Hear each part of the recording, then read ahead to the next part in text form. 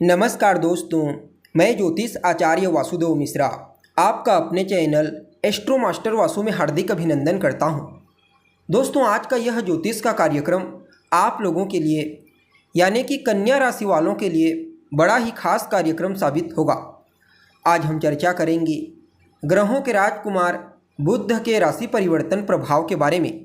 जी हाँ, राजकुमार बुध बीते 4 सितंबर 2024 की दोपहर 11:50 पर अपनी वर्तमान जल तत्वीय राशि कर्क राशि को छोड़कर ग्रहों के राजा सूर्य की मूल त्रिकोण राशि अग्नि तत्वीय राशि सिंह राशि में प्रवेश कर चुके ने, जहां कि वो 23 सितंबर 2024 की प्रातः काल तक रहेंगे और इसके पश्चात अपनी उच्च राशि कन्या राशि में प्रवेश कर जाएंगे, यानी कि आपकी राशि में।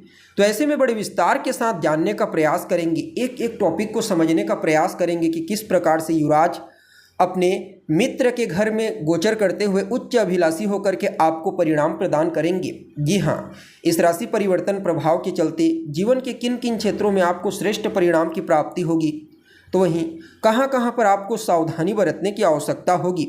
साथ ही साथ बुध के इस गोचर प्रभाव को और बेहतर बनाने के लिए क्या उपाय आप कर सकते हैं, सभी बातें आपको विस्तार के साथ बताएंगे। इसलिए कार्यक्रम को लास्ट तक देखिए। और अगर आप अपनी जन्म कुंडली पर हमसे परामर्श लेना चाहते हैं तो आपको हमारा कॉन्टैक्ट नंबर डिस्क्रिप्शन बॉक्स में और वीडियो के अंदर मिल जाएगा, जहां से आप या तो व्हाट्सएप के माध्यम से या फिर डायरेक्ट फ़ोन कॉल के थ्रू अपॉइंटमेंट लेकर अपनी जन्म कुंडली का बड़ी बारीकी से अध्ययन करवा सकते हैं।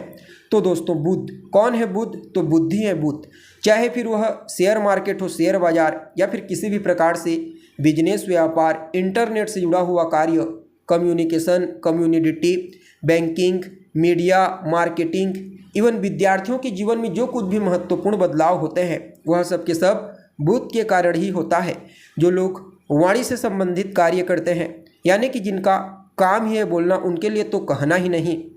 वैसे तो बुध का एक राशि में ट्रांजिशन ज़्यादा दिनों तक नहीं होता, 15 से 20 दिनों तक ही रहते हैं, लेकिन इस बार का इनका गोचर बड़ा ही महत्वपूर्ण साबित होगा, क्योंकि पहले तो बुध को सूर्य का बल प्राप्त हो रहा है, ऊपर से शनि की दृष्टि से दृष्ट होकर उच्च अभिलाषी होकर देवगुरु बृहस्पति के साथ केंद्र का कॉम्बिनेशन बनाकर आपको प्रभावित कर रहे हैं। फलतः कुछ मामलों में आपको बड़ा ही अद्भुत परिणाम प्राप्त होगा। अब देखिए, आपके लिए यह गोचर कहाँ हुआ है, तो आपकी राशि से 12वें भाव में हुआ है। 12वां स्थान अच्छा नहीं होता, त्रिक स्थान होता है, इसलिए कुछ मामलों में सावधानी भी बरतनी होगी। यूँ समझ लीजिए, आपके लिए युवराज का यह गोचर ऐसा होगा जहां आपको आत्मनिरीक्षण करना है, आंतरिक शांति पर विशेष ध्यान देना है। जितना ज़्यादा हो सके खुद पर ध्यान देने की कोशिश कीजिए। मानसिक शांति, आध्यात्मिक उन्नति पर जितना ज़्यादा आप ध्यान देंगे उतना ही ज़्यादा यह गोचर आपके फेवर में रहेगा। आपके भीतर जो छिपे हुए गुण हैं उन्हें पहचानने का प्रयास कीजिए। अपनी कमजोरी पर काम करने के लिए समय बेहतर है। अपनी कमजोरी को देखिए, उसे दूर करने का प्रयास करें। बाकी धन से संबंधित मामलों में भी उतार चढ़ाव देखने को मिलेगा। अनावश्यक खर्चों में वृद्धि होने वाली है। कार्य क्षेत्र में भी कुछ परेशानियों का सामना आपको करना पड़ सकता है। यह समय किसी भी प्रकार से बड़े निवेश के लिए बिल्कुल भी उपयुक्त नहीं है। वित्तीय मामलों में भी बहुत ही सचेत और सावधान रहने की आवश्यकता होगी। आपकी जो निर्णय लेने की क्षमता है वह बिल्कुल ठोक बजाकर मजबूत होनी चाहिए, इससे अन्यथा आपको भविष्य में चल करके पछताना पड़ सकता है।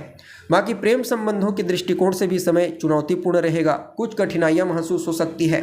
वहीं आपकी जो छिपे हुए शत्रु हैं, आपके इनेमी, उनसे भी आपको सावधान रहने की आवश्यकता है, क्योंकि इस गोचर काल के दौरान वे सब के सब जागृत हो जाएंगे। जितना ज़्यादा हो सके धैर्यता के साथ काम कीजिए, अपने आप को शांत रखिए, हर प्रकार के वाद विवाद से बचने का प्रयास करें, अन्यथा आपके लिए मुसीबत खड़ी हो सकती है। बाकी अपने स्वास्थ्य का भी बहुत ही ख्याल रखना होगा।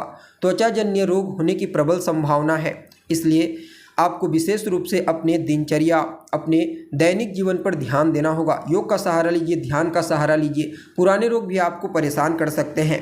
तो ही कार्य क्षेत्र में भी कुछ न कुछ अवश्य ही तकरार की स्थिति देखने को मिलेगी। और आपकी जितनी भी योजनाएं हैं, खास करके गुप्त योजना, उन पर कार्य कीजिए और जितना ज़्यादा हो सके उन्हें गुप्त ही रखने का प्रयास करें। बाकी छोटी मोटी परेशानियां तो आपको फेस करनी ही पड़ेगी, इसमें कहीं कोई दो मत वाली बात नहीं। कार्य क्षेत्र में भी मानसिक रूप से आप परेशान होंगे।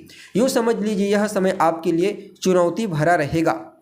हालांकि वह सभी जातक जो विदेश जाने के लिए प्रयत्नशील हैं, चाहे फिर किसी भी मुद्दे को लेकर के जाना चाहते हैं, पढ़ाई लिखाई करने के लिए, बिजनेस व्यापार, उन लोगों को इस गोचर काल के दौरान विदेश जाने का मौका अवश्य मिलेगा। बाकी इस समयावधि को अपने अनुकूल बनाने के लिए, चुनौतियों से बचने के लिए गणेश जी की आराधना कीजिए। बुधवार के दिन आप उनके मंदिर में जाइए, उन्हें दुर्वा अर्पित कीजिए और हो सके तो किन्नरों को कुछ दान देकर उनसे आशीर्वाद लीजिए। इससे भी आपको श्रेष्ठ परिणाम की प्राप्ति होगी। तो दोस्तों, हमें उम्मीद है जानकारी आपको पसंद आई होगी। जानकारी अच्छी लगे तो इसे अपने दोस्तों के साथ, अपने रिश्तेदारों के साथ शेयर अवश्य करें। अभी के लिए बस इतना ही। पुनः मुलाकात होगी एक नए और ताज़ा एपिसोड में। तब तक के लिए नमस्कार।